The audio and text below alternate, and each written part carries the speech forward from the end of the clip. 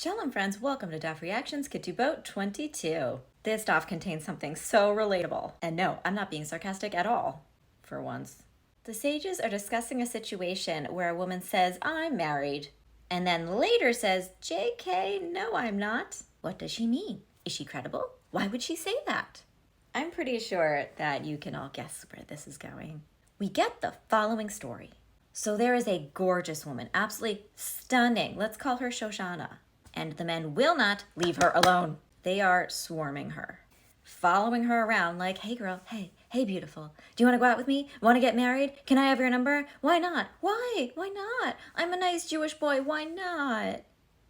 And she says, I can't. I'm already engaged. Yeah, I'm already engaged. Some things really have not changed one solitary iota from the Talmudic era until today, and this is one of them. So later on, she finds a guy who's not an obnoxious tool, Baruch Hashem, and she engages herself to him. So the sages say, we don't get it. Why would you say that you were betrothed and then say that you weren't? And thus, Shoshana had the absolute honor of teaching the sages about the boyfriend excuse. Or I guess in this case, the fiancé excuse. She says, okay, so if a woman is receiving unwanted male attention, like from those jerks, they won't respect a no, I'm not interested from her. But they just might leave her alone if they think that she belongs to another man. To their credit, the sages say, oh, you know what? That makes a lot of sense. Yeah, that tracks.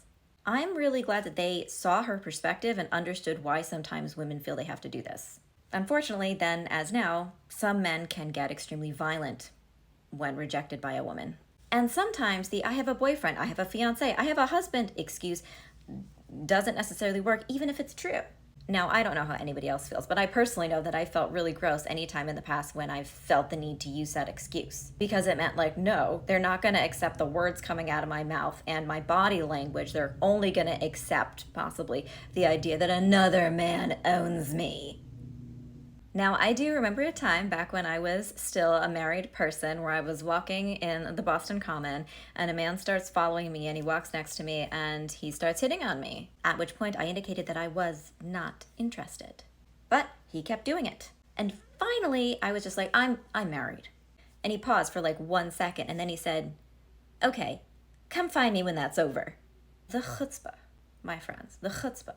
So years later, after I got divorced, did I go back to the Boston Common and search high and low for that man on the off chance that he was my soulmate? My friends, I must admit that I did not do that at all. Nope.